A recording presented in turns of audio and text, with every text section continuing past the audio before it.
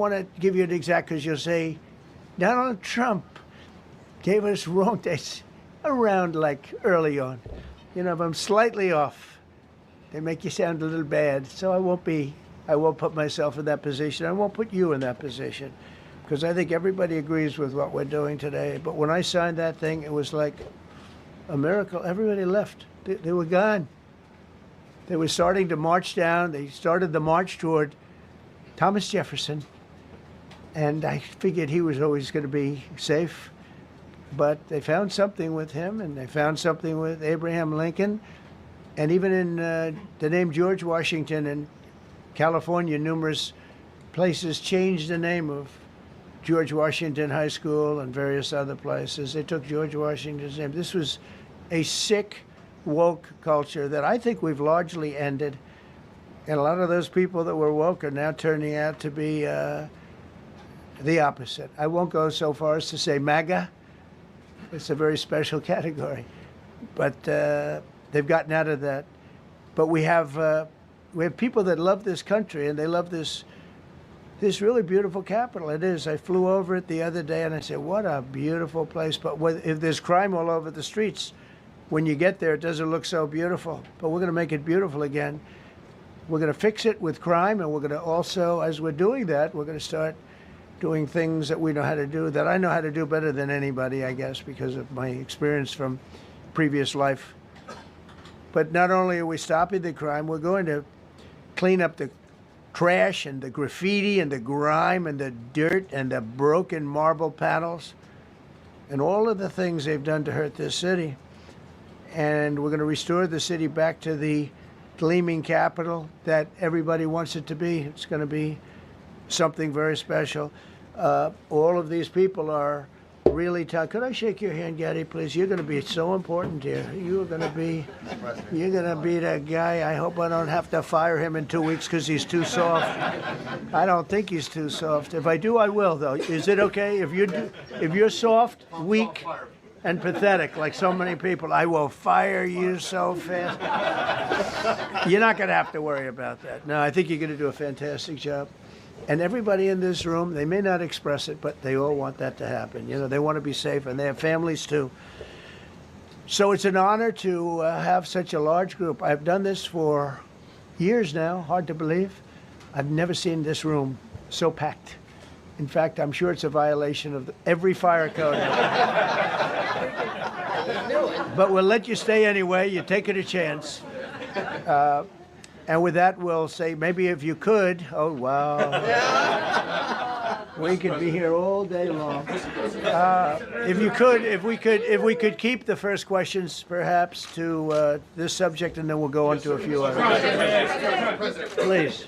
Mr. President, thank you so much. Can you talk about how personal of an issue this is? You talked about flying over the Washington Monument and seeing the pride of what D.C. is, and do you believe that the status of the city, the cleanliness, the way that crime is low, is a direct reflection on how the country is run? Yeah, I do. I think the Capitol, look, everyone comes here. They're all coming.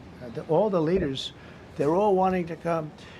And I say it, I've said it again, but I'm really just quoting other leaders from NATO, from the Middle East, King of Saudi Arabia, Qatar, UAE. I was over there. We brought back $5.1 trillion of investment into our country. But a month and a half ago, I was at NATO. We had a great thing. They agreed to put up 5% instead of 2%. 2% they didn't pay, 5% is already paid. We had a great meeting, and they all said the same thing. They said our country was dead. They thought our country was gone. 1 year ago, they said your country was dead. And now you have the hottest country anywhere in the world. We do. We have the hottest country in the world right now. The tariffs have helped. It's given us not only the money, it's billions, trillions of dollars of money, but it gives us great power over enemies. We solved 5 wars with Pakistan and India. We just solved one. Azerbaijan and, as you know, and Armenia. A war was raging for 37 years. And the 2 leaders got up and they said, we never thought this would be solved. Russia tried to solve it. They all tried to solve it. It was a very tough situation, but we got it done. And I said to the 2 men, I said, are you guys friends? And they had a hard time. You know, they've been killing each other for 37 years, right? One was there 5 years, one was there for 22 years. He said, my whole life I've been fighting this war, and you got it solved. But we did many of those. We did in the Congo and Rwanda. That's been going on for 30 years. 8 to 9 million people killed that they know of, but it was raging, and we got that solved. We got a lot of them done. It's a great honor.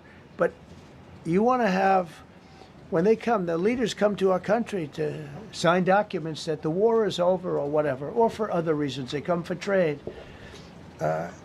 And you want them to come through so beautifully. You ride down those roads, everything should be perfect.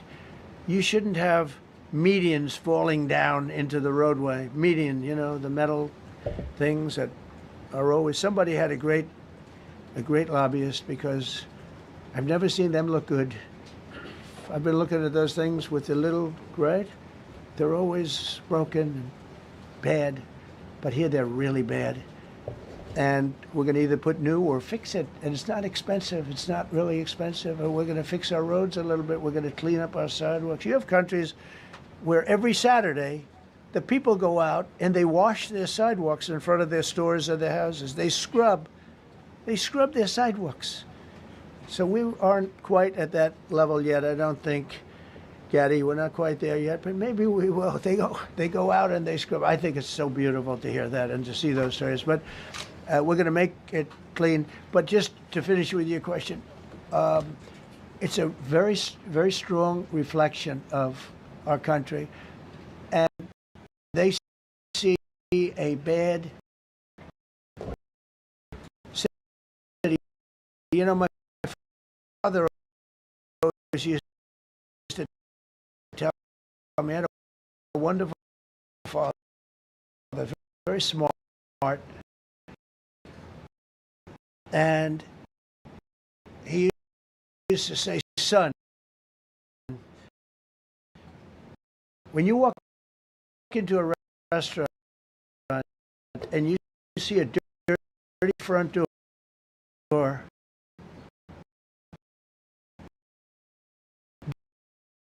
don't go in,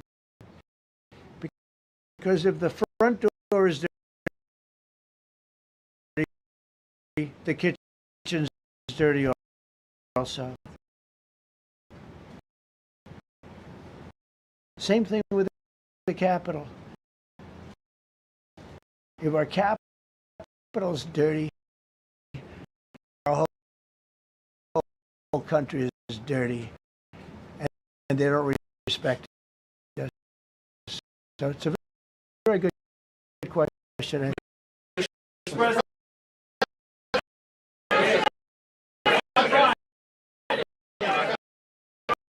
Sorry. Question for you on the specific issue.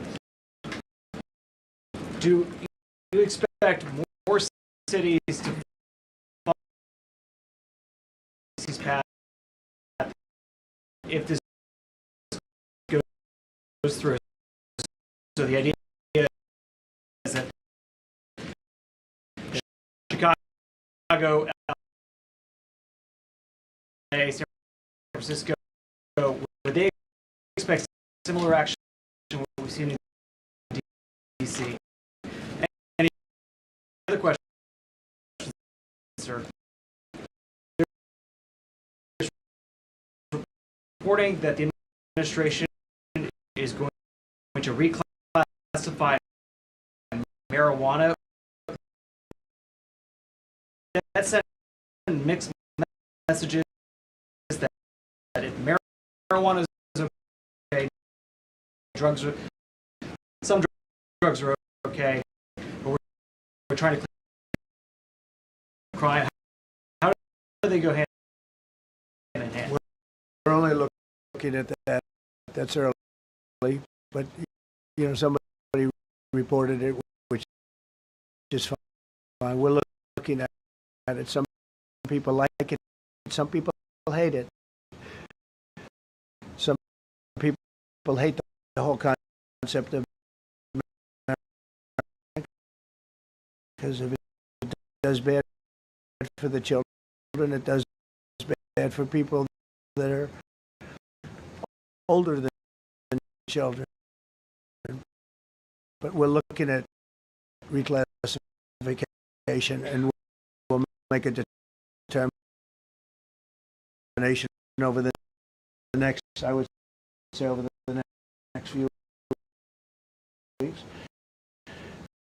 And that determination hopefully will be the right one.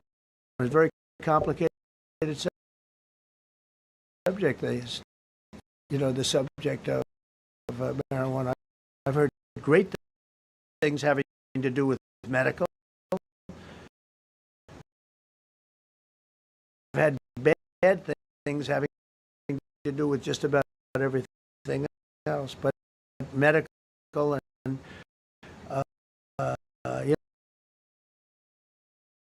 pain and various things. I've heard some pretty good things, but for other things, I've heard some pretty bad things. The other part of your question, I mean, we're going to see what happens with it all. You're going to have, we're going to have a tremendous success of what we're doing. Other cities are hopefully watching this. They're all watching. Like everyone's watching here. They're all watching. And maybe they'll self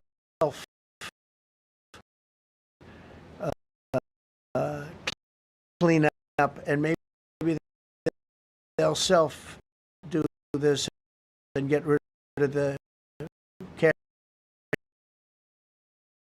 health thing and all of the things that cause the problem. I mean, if you go back, this whole thing with cashless bail is a disaster.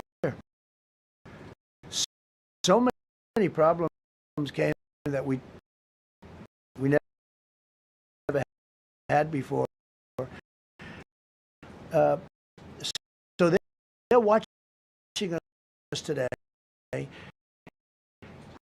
and if they don't learn their lesson, if they haven't studied this properly, because we're going to be very successful. I have zero doubt about that. It's going to be. It's a question of will it be really fast, like the border. Garden job. They said him in business. I looked at the actual people gave it almost 20% building one area. They were there. I was the one that got it. And by a rare thing that happened, I'll be the president. I was very upset because I got the Olympics there, and I said I won't be president when it comes. But bad things happened, and illegal things happened, really illegal things happened. Now it turns out one good thing was I'm going to be the president for the Olympics for 2050, for 250, which is going to be fantastic, and also for the World Cup. So we have a lot of good things, and I hope 250 is going to be the 250th anniversary is going to be the best. But when I looked at those people, and I saw last night on television, Andrew Jackson, others, and they were heading to the Jefferson Memorial, Thomas Jefferson. They're going to do a big number there. I said, it's time. And I signed that statute immediately. We had it updated. We made it use the same language, all passed by Congress. And I announced it's 10 years in jail, no probation, no anything, 10 years, no curtail sentence if you touch, so much as touch a statue in Washington, D.C. And it was an amazing sight, beautiful sight. Everybody just left.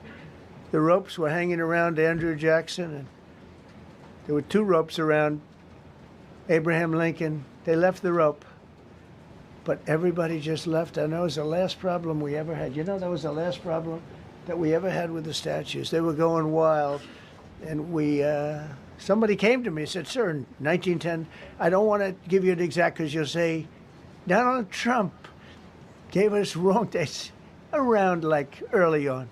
You know, if I'm slightly off, they make you sound a little bad. So I won't put myself in that position. I won't put you in that position because I think everybody agrees with what we're doing today. But when I signed that thing, it was like a miracle. Everybody left. They were gone. They were starting to march down. They started the march toward Thomas Jefferson. And I figured he was always going to be safe. But they found something with him, and they found something with Abraham Lincoln. And even in the name George Washington in California, numerous places changed the name of George Washington High School and various other places. They took George Washington's name. This was a sick, woke culture that I think we've largely ended. And a lot of those people that were woke are now turning out to be the opposite. I won't go so far as to say MAGA. It's a very special category. But they've gotten out of that. But we have people that love this country, and they love this really beautiful capital. It is. I flew over it the other day, and I said, what a beautiful place. But if there's crime all over the streets, when you get there, it doesn't look so beautiful. But we're going to make it beautiful again. We're going to fix it with crime, and we're going to also, as we're doing that, we're going to start doing things that we know how to do, that I know how to do better than anybody, I guess, because of my experience from previous life. But not only are we stopping the crime, we're going to clean up the trash and the graffiti and the grime and the dirt and the broken marble panels and all of the things they've done to hurt this city. And we're going to restore the city back to the gleaming capital that everybody wants it to be. It's going to be something very special. All of these people are really tough. Could I shake your hand, Gaddy, please? You're going to be so important here. You're going to be that guy. I hope I don't have to fire him in 2 weeks because he's too soft. I don't think he's too soft. If I do, I will, though. Is it okay if you're soft, weak, and pathetic like so many people? I will fire you so fast. You're not going to have to worry about that. No, I think you're going to do a fantastic job. And everybody in this room, they may not express it, but they all want that to happen. You know, they want to be safe, and they have families too. So it's an honor to have such a large group. I've done this for years now, hard to believe. I've never seen this room so packed. In fact, I'm sure it's a violation of every fire code. But we'll let you stay anyway. You're taking a chance. And with that, we'll say, maybe if you could, oh, wow. We could be here all day long. If we could keep the first questions, perhaps, to this subject, and then we'll go on to a few others. Please. Mr. President, thank you so much. Can you talk about how personal of an issue this is? You talked about flying over the Washington Monument and seeing the pride of what D.C. is, and do you believe that the status of the city, the cleanliness, the way that crime is low, is a direct reflection on how the country is run? Yeah, I do. I think the Capitol, look, everyone comes here. They're all coming. All the leaders, they're all wanting to come. And I say it, I've said it again, but I'm really just quoting other leaders from NATO, from the Middle East, King of Saudi Arabia, Qatar, UAE. I was over there. We brought back $5.1 trillion of investment into our country. But a month and a half ago, I was at NATO. We had a great thing. They agreed to put up 5% instead of 2%. 2% they didn't pay, 5% is already paid. We had a great meeting, and they all said the same thing. They said our country was dead. They thought our country was gone. 1 year ago, they said your country was dead. And now you have the hottest country anywhere in the world. We do. We have the hottest country in the world right now. The tariffs have helped. It's given us not only the money, it's billions, trillions of dollars of money, but it gives us great power over enemies. We solved 5 wars with Pakistan and India. We just solved one. Azerbaijan and, as you know, and Armenia. A war was raging for 37 years. And the 2 leaders got up and they said, we never thought this would be solved. Russia tried to solve it. They all tried to solve it.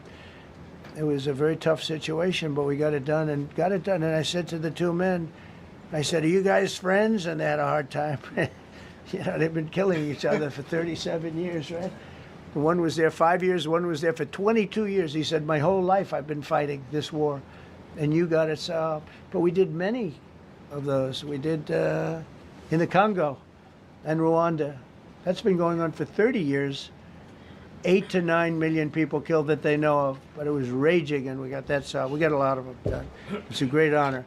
But you want to have, when they come, the leaders come to our country to sign documents that the war is over or whatever, or for other reasons. They come for trade.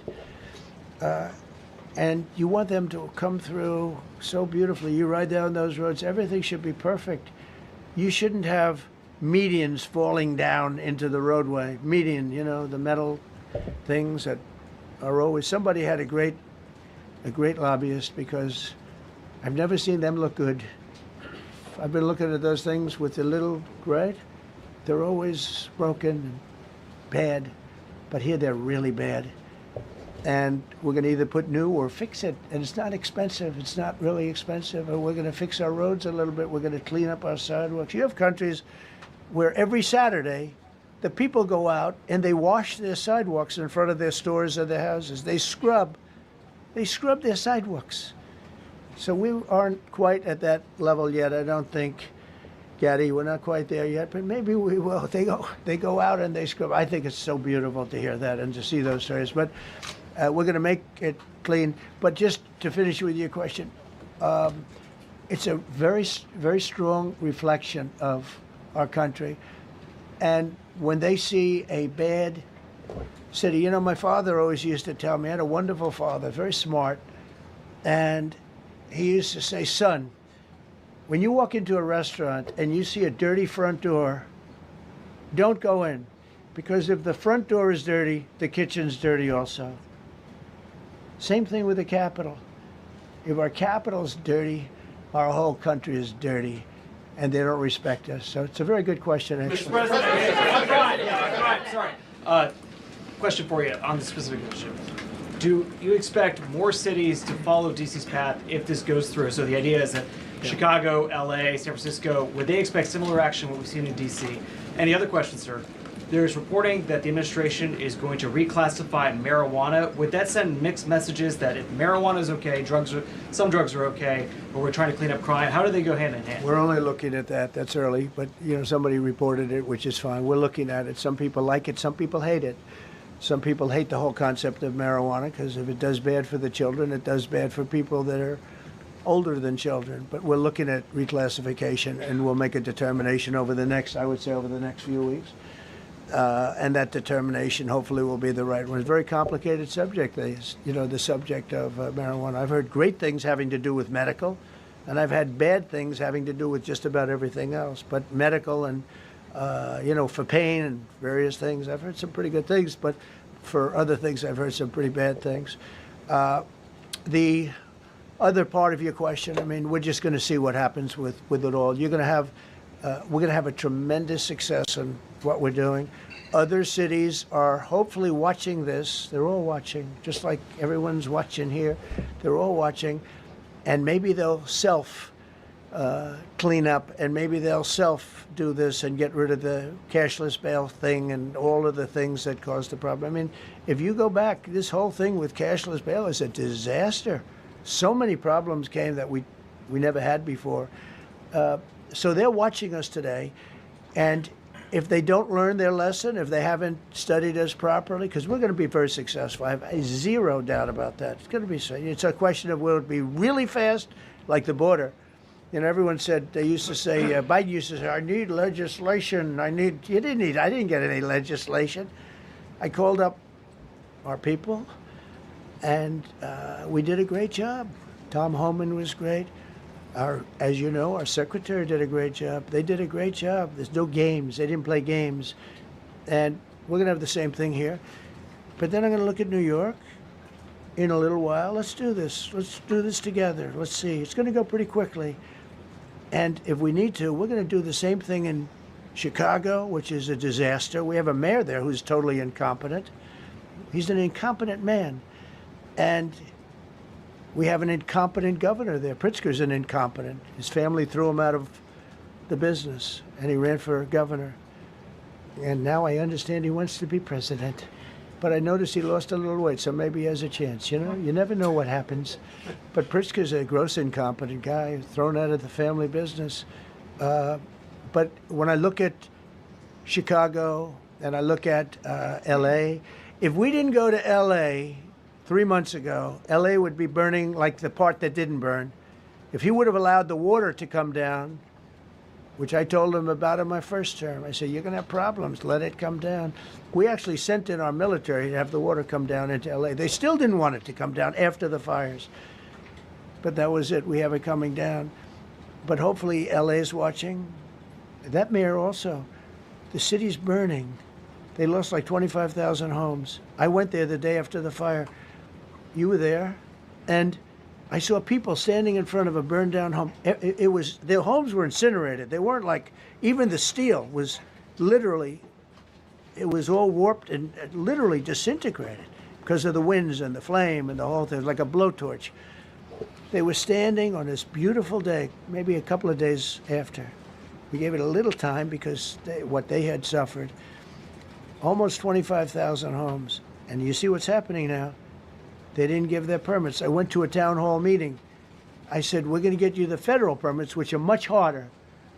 Almost immediately, Lee Zeldin is a star. He did an incredible job. They have all their federal permits.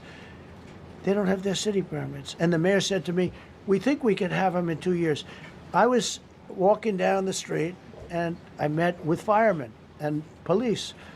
And I was saying hello to many people that were standing in front of their homes with yellow tape. You can't go in. You can't go onto the lot. And those people wanted to start rebuilding their homes then and there.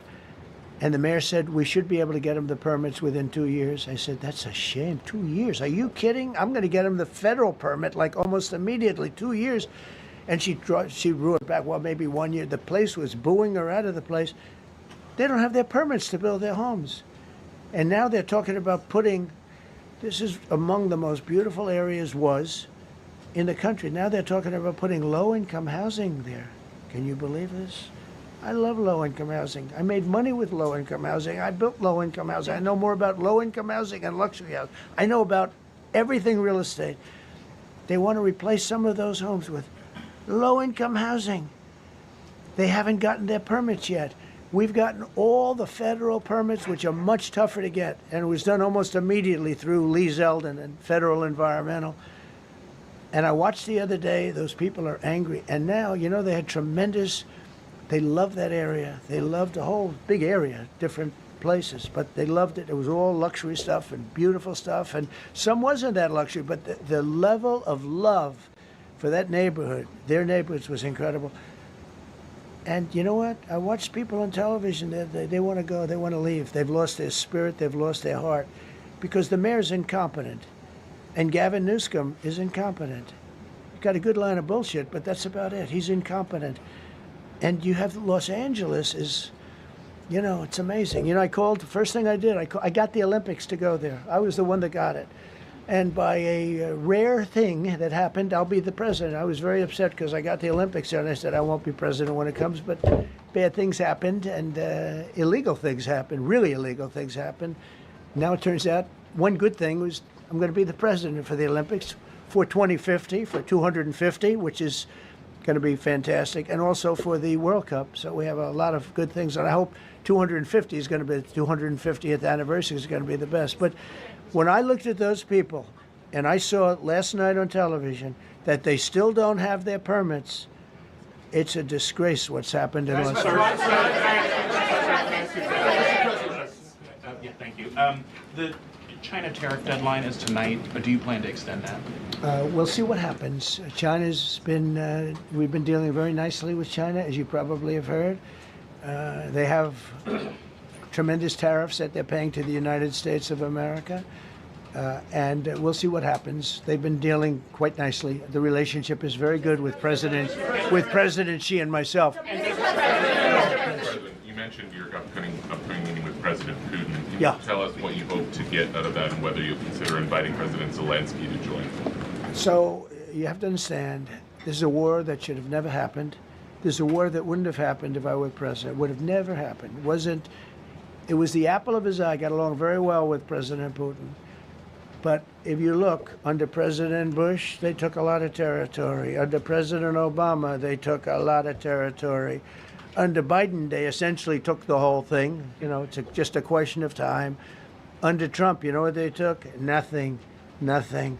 I was the one that said, you can't build your pipeline. That was half built. I came in, I stopped the pipeline. It's called Nord Stream 2. Nobody knows that, you know. Nobody ever heard of Nord Stream 2. You might have not even heard it. Biggest pipeline in the world. I stopped it. I was not a friend of Russia, but I got along well with Putin. It's always good to get along with other countries if possible, but that doesn't mean you roll over like Biden did. Biden came in and he immediately approved the pipeline. I couldn't believe it. Then they say Trump wasn't tough on Russia. I wasn't tough. I was the toughest. Putin said, if you're not tough, I would hate like hell to see you visit. I stopped the biggest economic development job, the biggest job that Russia had ever built. I stopped it. It was dead. And this low IQ president came in and he let them build a pipeline and supply oil and gas all over Europe, you know. So this is really a feel-out meeting a little bit. And President Putin invited me to get involved. He wants to get involved. I believe he wants to get it over with. Now, I've said that a few times, and I've been disappointed because I'd have like a great call with him, and then missiles would be lobbed into Kiev or some other place, and you'd have 60 people laying on a road dying. I said, that's cold, that's cold. But it's a violent war. 5,000 to 7,000 people a week are dying. And you know, there's nobody from here. They're all Russian and Ukrainian people, and some people from the cities, much smaller number, but still, those missiles do damage and they kill a lot of people, but mostly soldiers. And they're young soldiers, although in the case of Ukraine, they're getting much older. They're drafting 60-year-olds now. It's a terrible thing to witness, and I think I have an obligation. Look, this is Joe Biden's war. This is not my war. I made a deal with NATO a month ago. You covered it very accurately, actually. We don't pay anything anymore. You know, we're not paying anything. They are buying things from us, and NATO is paying us. I got it raised from 2% of GDP to 5%. And they're paying us for everything that we send. We're not paying. But Biden approved $350 billion. Europe has spent $100 billion. The money that's been spent and the death is incredible. It's the worst thing that's happened, by far the worst that's happened since World War II. So I'm going in to speak to Vladimir Putin. And I'm going to be telling him, you got to end this war. You got to end it. And he wasn't going to mess with me. This war would have never happened. You know, we had a discussion about it one time, and we never had that discussion again. Would have never happened. And when the election was rigged, and then Biden took office, which was barely took office, the auto pen took office, bad things started happening. Bad things, stupid things were said. And it ended up in a war. And you know, and I don't believe this will happen anymore because I have that pretty well covered. This could end up in a third world war. This could have been a third world war. I don't think that's going to happen now. But I thought it was very respectful that the president of Russia is coming to our country as opposed to us going to his country or even a third party place. But I think we'll have constructive conversations. Then after that meeting, immediately, maybe as I'm flying out, maybe as I'm leaving the room, I'll be calling the European leaders who I get along with very well. And, you know, I have a great relationship, I think, with all of them. And I get along with Zelensky, but, you know, I disagree with what he's done. Very, very severely disagree. This is a war that should have never happened, wouldn't have happened. But I'll be speaking to Zelensky. The next meeting will be with Zelensky and Putin, or Zelensky and Putin and me. I'll be there if they need, but I want to have a meeting set up between the two leaders.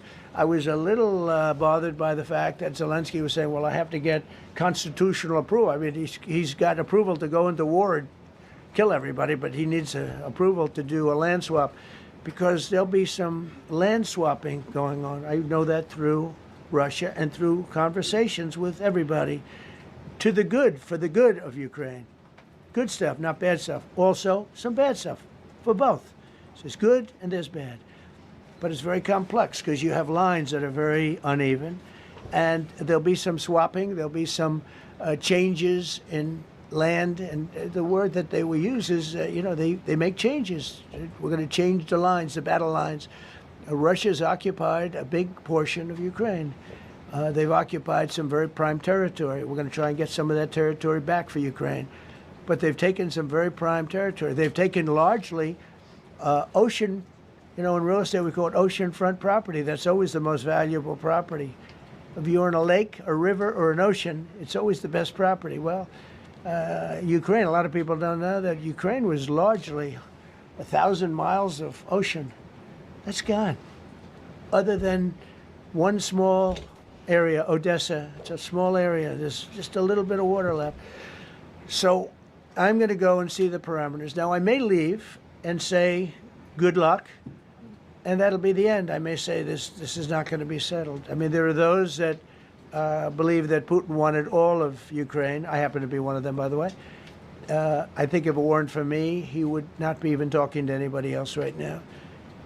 But I'm going to meet with him. We're going to see what the parameters are. I'm then going to call up President Zelensky and the European leaders right after the meeting, yeah. And I'm going to tell them what kind of a deal. I'm not going to make a deal. It's not up to me to make a deal. I think a deal should be made for both. I think Russia has to get back into building their country. It's a massive country. I think they have 11 time zones, if you can believe it. It's a massive, it's by far, from the standpoint of land, it's by far the largest. They have tremendous potential in Russia to do well. They're not doing well. Their economy is not doing well right now because it's been very well disturbed by this. It doesn't help when the President of the United States tells their largest or second largest oil buyer that we're putting a 50% tariff on you if you buy oil from Russia. That was a big blow. And then they say, gee, he wasn't so tough. Nobody else would have done that. And I haven't stopped there. I mean, look, I was all set to do things far bigger than that, but I got a call that they'd like to meet, and I'm going to see what they want to meet about. I'd like to see a ceasefire. I'd like to see the best deal that could be made for both parties. It takes two to tango, right? So ultimately, I'll have a meeting next week. I had a great relationship with him, considering the fact that I was not nice to him because of the pipeline. I ended the pipeline. I also gave the javelins. Do you ever hear of a javelin? Javelin is called a tank buster. They say that Obama gave them sheets and I gave them javelins. If it weren't for me, all those tanks that were destroyed at the first days of the war because the tanks got stuck in the mud, some commander made a better. They would have been in Kiev in 4 hours going down the highway. But a Russian general made a brilliant decision to go through the farmland instead. And they just had torrential rains, and the rains were so bad, and it was mud, and those tanks got stuck in the mud. I don't know who that general is, but knowing Vladimir, he's probably not around any longer because all those tanks were stuck in the mud, and they went along with the javelins. I gave them the javelins. You know that, right? I gave them javelins. They gave them sheets. But I'm going to meet with President Putin, and we're going to see what he has in mind. And if it's a fair deal, I'll reveal it to the European Union leaders and to the NATO leaders and also to President Zelensky. I think out of respect, I'll call him first. And then I'll call them after. And I may say, lots of luck, keep fighting. Or I may say, we can make a deal. If not, I will tell you this. I've seen a poll coming out of Ukraine. 88% of the people would like to see a deal made. And if you go back 3 years, everybody was gung-ho for war. Everybody's gung-ho for war until you have it. It's an amazing thing. I had it with a couple of countries where I couldn't get a deal done with one particular country. And I just couldn't. The guy's great. He's a friend of mine. Great. Good leader. Tough as hell. I couldn't get the deal done. And then he went into war for a short period of time. You know where I'm talking about. First term. And it was... And that's happening. It's going to be a beautiful ballroom. This is really a lot of people, most I've ever seen in this room. And we're here for a very serious purpose, very serious purpose. Something's out of control, but we're going to put it in control very quickly like we did on the southern border. I'm announcing a historic action to rescue our nation's capital from crime, bloodshed, bedlam, and squalor, and worse. This is Liberation Day in D.C., and we're going to take our capital back. We're taking it back under the authorities vested in me as the President of the United States. I'm officially invoking Section 740 of the District of Columbia Home Rule Act. You know what that is? And placing the D.C. Metropolitan Police Department under direct federal control, and you'll be meeting the people that will be directly involved with that. Very good people, but they're tough, and they know what's happening, and they've done it before.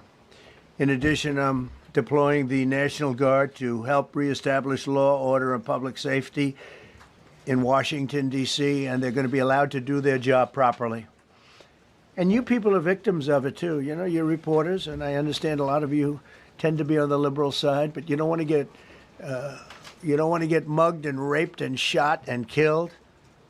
And you all know people and friends of yours that happened. And so you can be anything you want, but you want to have safety in the streets. You want to be able to leave your apartment or your house where you live and feel safe and go into a store to buy a newspaper or buy something. And you don't have that now. The murder rate in Washington today is higher than that of Bogota, Colombia, Mexico City, some of the places that you hear about as being the worst places on earth, much higher. This is much higher. The number of car thefts has doubled over the past 5 years, and the number of carjackings has more than tripled. Murders in 2023 reached the highest rate probably ever. They say 25 years, but they don't know what that means because it just goes back 25 years. Can't be worse. Our capital city has been overtaken by violent gangs and bloodthirsty criminals, roving mobs of wild youth, drugged out maniacs and homeless people. And we're not going to let it happen anymore. We're not going to take it. Just like we did on our southern border. Nobody comes through our southern border anymore. 3 months in a row, we had zero. I don't know if that's right, but the people that do the work, it's a very liberal group of people, actually, and they actually said zero for the last 3 months. Nobody thought a thing like that was possible. And, you know, when you take a look at numbers, I just saw some charts. These are different cities throughout the world. Red is, okay, the red is a place called Washington, D.C. Look at these. Baghdad we doubled up on Baghdad. Panama City, Brasilia, San Jose, Costa Rica, Bogota, Colombia, heavy drugs. Mexico City, I mentioned, Lima, Peru, all double and triple what they are. So do you want to live in places like that? I don't think so. I don't think so. And I think the people in this room, if you wrote correctly, you'd see, look at the kind of numbers we have. D.C., 41 per 100,000, number one that we can find anywhere in the world. Other cities are pretty bad, but they're not as bad as that. Is that where you want to live? The reporters of the world? Juvenile offenders and crimes against persons, as they say. It's getting worse. Not getting better, it's getting worse. And we had a recent indication. There was a story about a man who was just left. He quit because he was asked to do phony numbers on crime. And we're going to look into that. I think Pam is going to be looking into that. But he was asked by the city, I guess, that we don't want to show the real numbers. Let me do numbers so it looks like it's going down. Not going down. And under Biden, it was a disaster. And nobody did anything about it. We're going to do things about it like you wouldn't believe. Every American has a constitutional right to be able to access and petition their government in safety, and countless federal officials and employees likewise have the right to carry out their jobs in peace without being shot. As you know, I lost a very good person a while ago, was shot waiting for his wife. He was in the car. They robbed his car. They shot him. They killed him like it was nothing to it. She was walking to the car. It's a horror show. This issue directly impacts the functioning of the federal government and is a threat to America, really. It's a threat to our country. We have other cities also that are bad, very bad. You look at Chicago, how bad it is. You look at Los Angeles, how bad it is. We have other cities that are very bad. New York has a problem. And then you have, of course, Baltimore and Oakland. We don't even mention that anymore. They're so far gone. We're not going to let it happen. We're not going to lose our cities over this. And this will go further. We're starting very strongly with D.C., and we're going to clean it up real quick, very quickly, as they say. Days ago, a former member of the Doge staff was savagely beaten by a band of roving thugs after defending a young woman from an attempted carjacking.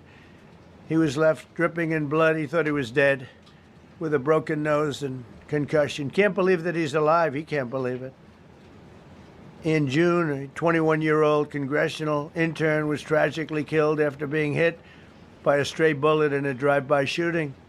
A former Trump administration official named Mike Gill, fantastic person, was murdered last year in cold blood in a carjacking blocks away from the White House.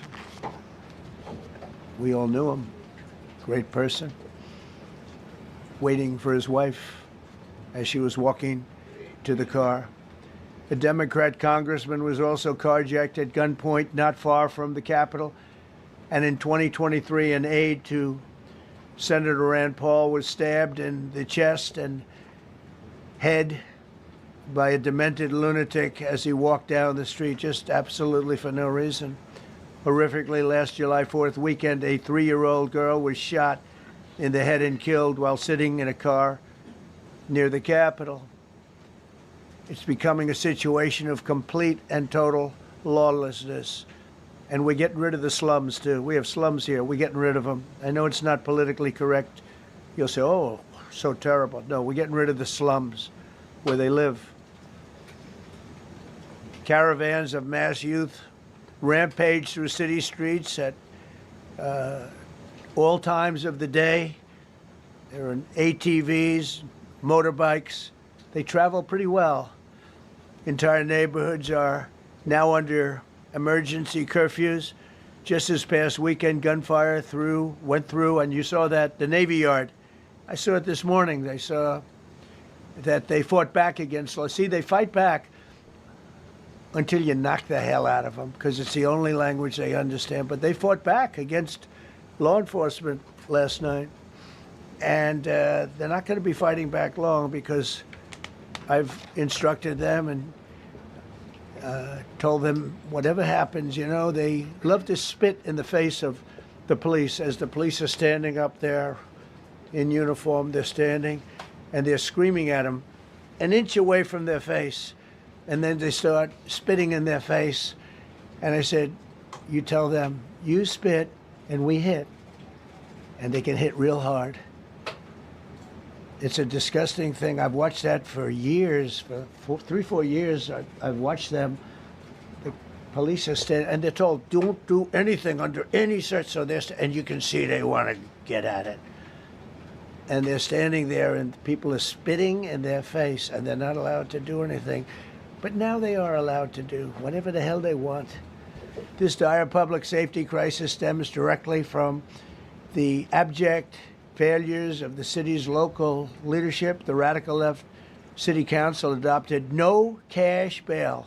By the way, every place in the country where you have no cash bail is a disaster. That's what started the problem in New York, and they don't change it. They don't want to change it. That's what started it in Chicago. I mean, bad politicians started it, bad leadership started it, but that was the one thing that's central, no cash bail. Somebody murders somebody and they're out on no cash bail before the day is out. We're going to end that in Chicago. We're going to change the statute. I spoke with Pam and Todd and everybody. We're going to change the statute, and I'm going to have to get the Republicans to vote because the Democrats are weak on crime, totally weak on crime. They don't know why. They want to stop because they get mugged too.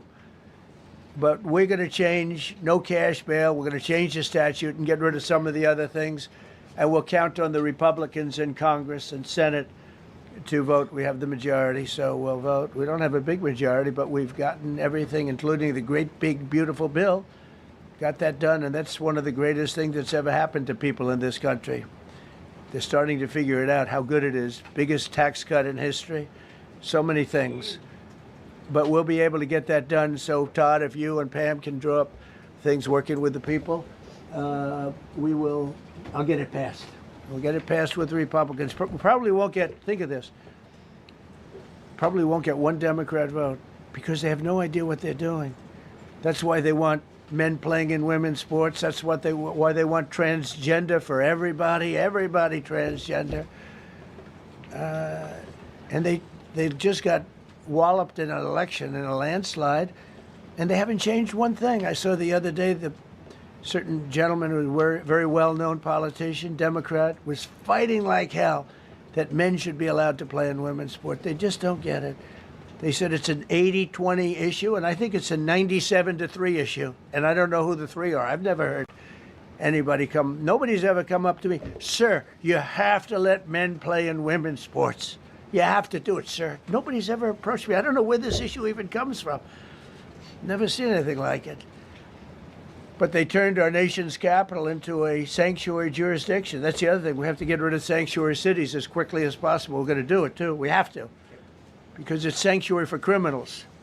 Releasing illegal alien gang members onto the streets in 2022, nearly 70% of criminals arrested in Washington went unprosecuted.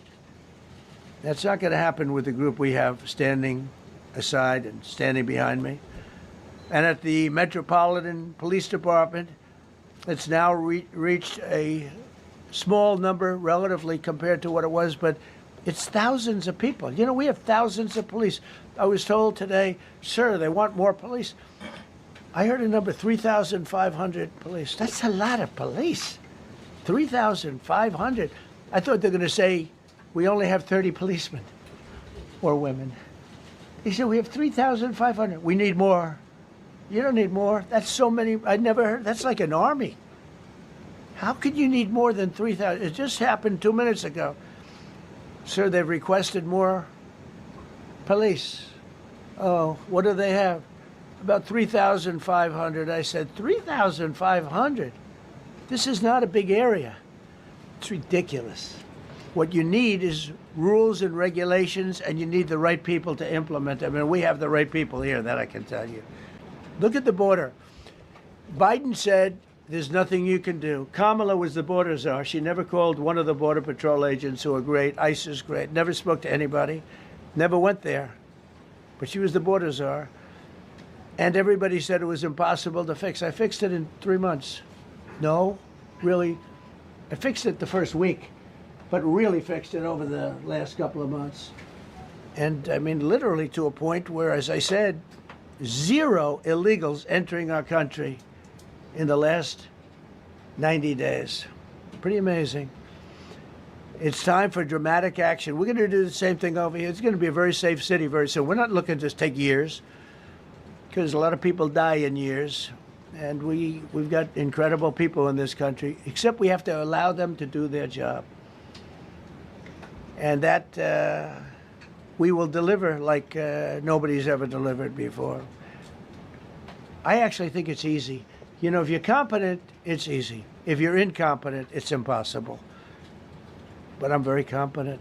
Last week, my administration surged 500 federal agents into the district, including from the FBI, ATF, DEA, Park Police, the U.S. Marshal Service, the Secret Service, and the Department of Homeland Security. You know, a lot of nations, they don't have anything like that.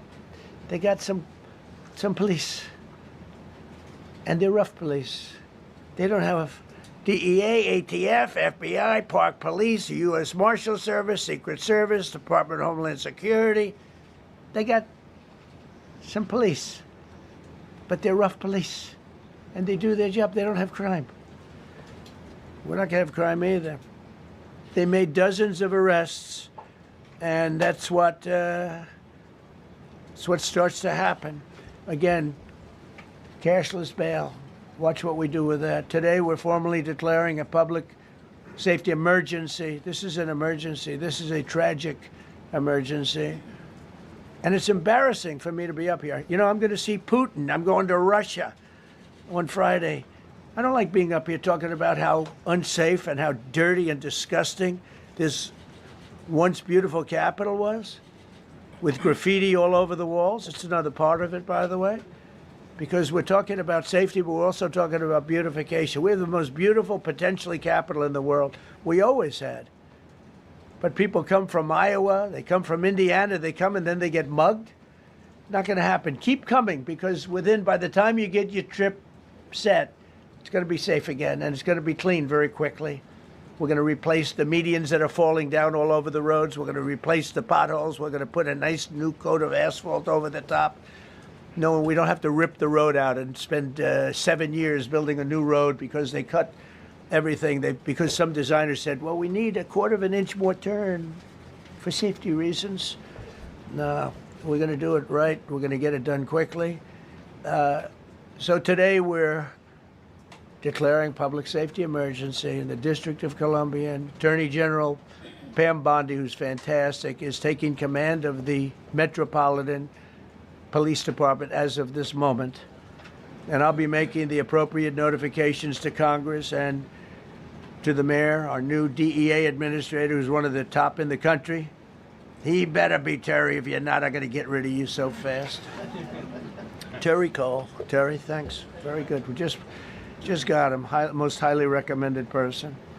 And you'll be designated as the interim federal commissioner of the Metropolitan Police Department. Okay? And you run them tough. They're good. You have a lot of good people. You have people that shouldn't be there. You also have people that shouldn't be there. They got in there because of woke. But you have a lot of great police. And those people are the ones that want to help you. This city will no longer be a sanctuary for illegal alien criminals. We will have full, seamless, integrated cooperation at all levels of law enforcement, and we'll deploy officers across the district with an overwhelming presence. You'll have more police, and you'll be so happy because you'll be safe. When you walk down the street, you're going to see police, or you're going to see FBI agents. We're going to have a lot of agents on the streets. You're going to have a lot of essentially military, and we will bring in the military if it's needed. By the way, we're going to have National Guard, but Pete Hegseth will tell you about it. We will bring in the military if needed. People say, "Oh, that's so terrible. He's going to bring in." It's been used many times over the years. I don't think we'll need it. I think we've got so many great people, including the people that are in the police department with proper leadership. They'll immediately begin massive enforcement operations targeting known gangs, drug dealers, and criminal networks to get them the hell off the street, maybe get them out of the country, because a lot of them came into our country illegally. They shouldn't have been allowed in. They come from Venezuela. They come from all over the world. We're going to get them the hell out. They won't be here long. But some of these people, a lot of them, are homegrown criminals. And these are bad people. These are rough people. And this is just a list of some of the people that were given to me today that were criminals removed from the D.C. streets this weekend. They were rough and tough, but we're rougher and tougher. Look at these people here. Nothing, you know. They're not going to be your local school teacher. Look at this guy. He has killed people numerous times. They're not going to be an asset. They will never be an asset to society. I don't care. I know we all want to say, oh, they're going to be rehabbed. It's not going to be rehabbed. I'm going to ask Doug Burgum to come up and say a couple of words because he's in charge, as you know. He's Interior, but he's in charge of the U.S. Park Police. And I've heard so many great things about the Park Police. They're proud of it. They've been there for a long time. Their families oftentimes grow into the roles. They love the country. They love this area. So, Doug, could you say a few words, please? Thank you, Mr. President. On behalf of the U.S. Park Police, this is the oldest federal police force in the nation. They were formed in 1791 by none other than President George Washington. They've got the awesome responsibility of protecting our nation's most sacred monuments. The National Mall, Washington Monument, Jefferson Memorial, Lincoln Memorial, Statue of Liberty, and out west, the Presidio and the Golden Gate area. These folks have tens of millions of visitors a year, the kind of people that President Trump's talking about that come from around the country and around the world to see our sacred and learn about our history and our sacred monuments. They've been doing a fantastic job, but they are so pleased, the rank and file, that President Trump is now allowing them to enforce the law. As those of you that live in the city may know, that the circles and the triangle parks that are spread throughout D.C. are actually federal park property. So the U.S. Park Police also have responsibility for that. These became littered with homeless camps under the Biden administration. All of you saw that. Since President Trump's executive order on March 27th, making D.C. safe and beautiful again, the U.S. Park Police have removed over 70 homeless camps. And President Trump also talked about beautification. They're stopping and enforcing the laws against graffiti on our monuments. They've removed over 80 specific attacks against our history with graffiti on our monuments. So they continue to do a great job, whether it's in their vehicles, on foot, or on the mounted police that you see around the National Mall. And President Trump, they thank you. The rank and file is so happy to be enforcing the law again. Thank you for your leadership, and they're excited about the announcement you're making today. Thank you. Very good. Great job you're doing. Thank you very much. Pete, could you say something about the military, if you would? Well, Mr. President, it's an honor to be here. And at your direction this morning, we've mobilized the D.C. National Guard. It'll be operationalized by the Secretary of the Army, Dan Driscoll, through the D.C. Guard. You will see them flowing into the streets of Washington in the coming week. At your direction as well, sir, there are other units we are prepared to bring in. Other National Guard units, other specialized units. They will be strong, they will be tough, and they will stand with their law enforcement partners. This is nothing new for DOD. As the President noted, at the border, we've got 10,000 troops down there who've been operating in defense cooperation areas, defense zones, where there's zero illegal crossings because of troops on strikers scanning the border. We've been protecting other people's borders for 20 years. It's about time we protect our own. And we're working with ICE and CBP. In Los Angeles, we did the same thing. Working with the California National Guard, working with ICE officers. ICE officers deserve to do their job and not be attacked. We will work alongside all DC police and federal law enforcement to ensure this city is safe, this city is beautiful. And as I always say about President Trump to the troops, he has their back. And my message to the National Guard and federal law enforcement in Washington is, we have your back as well. Be tough, be strong, we're right behind you. Thank you, Mr. President. I'm going to ask Pam, because she's now, as you heard me say, she's really in charge of a lot of what we're talking about. She's done an incredible job. People are going to start to see the fruits of her labor. And Pam, maybe you could say a few words about what we're talking about here. Sure, President. Let me be crystal clear. Crime in D.C. is ending, and ending today. We are going to use every power we have to fight criminals here. President, thank you for caring about our capital. Families come here every summer. Our museums are free. We have the National Zoo. We have the National Gallery. DC should be a place where everyone can come and feel safe. Behind me and to my side, we have some of the best career law enforcement and prosecutors in the country who are ready to take this on. As the President said, Terry Cole is going to be supervising the Metro Police Department. Gaddy Serralta, our U.S. Marshal, is going to be supervising command and control, the entire operation. Our Deputy Attorney General, Todd Blanche, and I will be working with them closely, along with our great FBI Director, Kash Patel. Kash is going to talk to you in a minute about what we did in Virginia recently with Governor Youngkin. Many of you covered that, and it was tremendously successful. Not only that, our secret weapon here in D.C. is U.S. Attorney Jeanine Pirro, one of the toughest prosecutors and a former judge, and she is going to be talking about juvenile crime, how it's out of control here, and what she's going to do to fight back.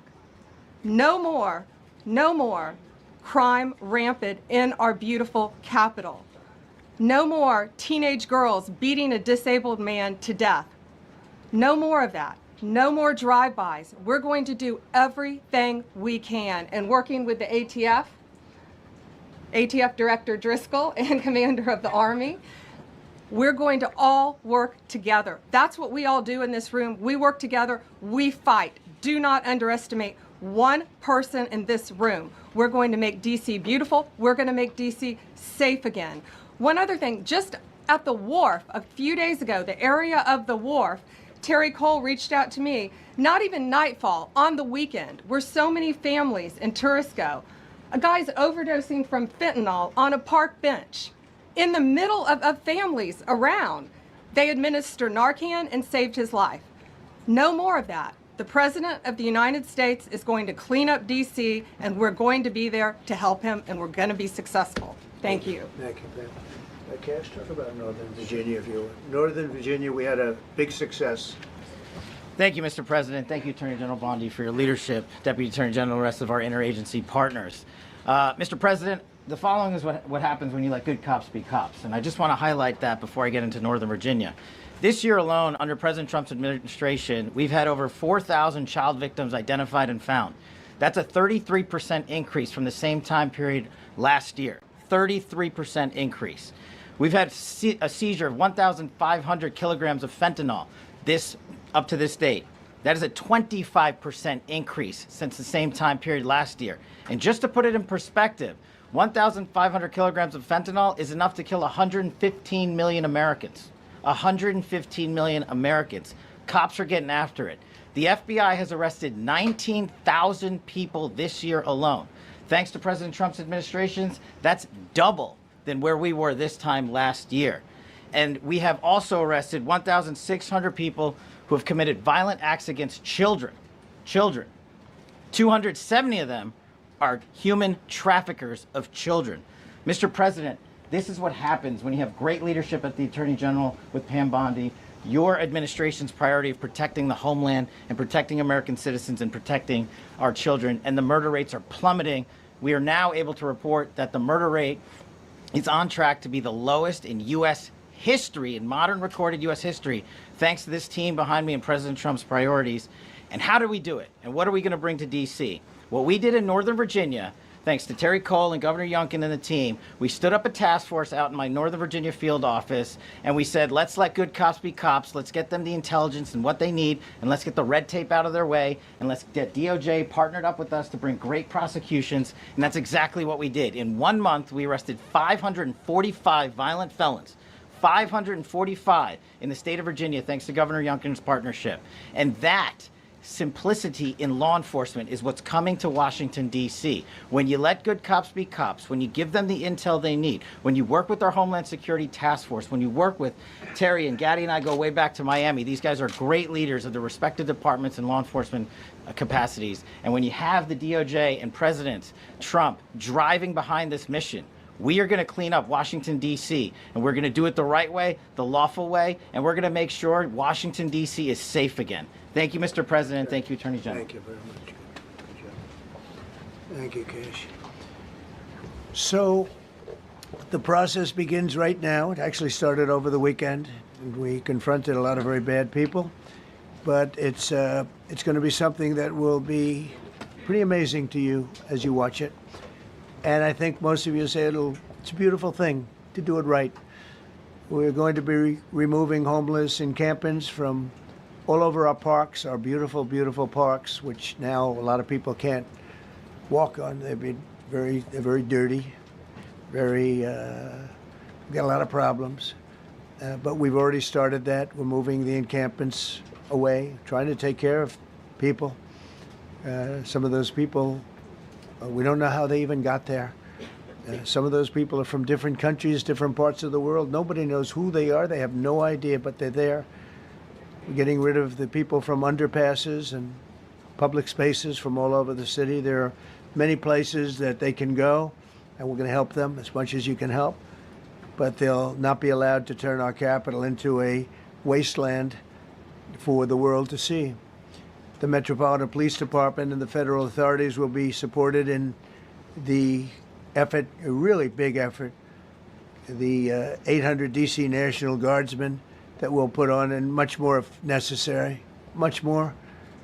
You remember I said, I offered 10,000 once. Remember I said to a certain person, person who I thought always was highly overrated, not very competent, but I said, if you need them, we'll give you 10,000 of the military or the National Guard, they turned me down.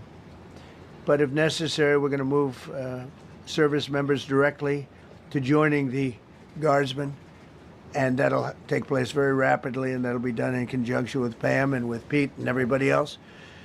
Washington, D.C. should be one of the safest, cleanest, and most beautiful cities anywhere in the world, and we're going to make it that. We're going to make it safe. We're going to make it smart. We're going to make it beautiful, so beautiful.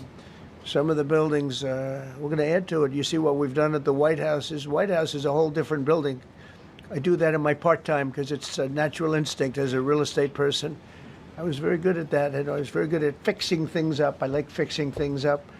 You see what's happening. The marble floors are being reinstalled, renovated, fixed. The whole place is becoming very beautiful. We're going to be adding a magnificent ballroom, most beautiful ballroom, I think, anywhere. We need it. I would have certainly loved to have had it today. I think we would have filled it up. A lot of you are standing outside, can't get in this room. I have never seen the room like this, which tells me that you want to talk about, I mean, this was a D.C. news conference. It tells me that you want to talk about crime in D.C. and beautification of D.C., but I'm going to put that's easy. And I think, frankly, fixing the crime with the pros, fixing the crime is easy, too. A person who I've known for a long time, and she's been incredible. She was a fantastic, one of the best ever district attorneys in New York. She was in Westchester, and she became a judge, very successful judge. And then she went into show business because she was such a good DA and such a good judge, tough judge, but fair, always fair. Nobody ever complained about that, but she was tough. And because of that and her reputation, she went into show business. So a lot of people don't.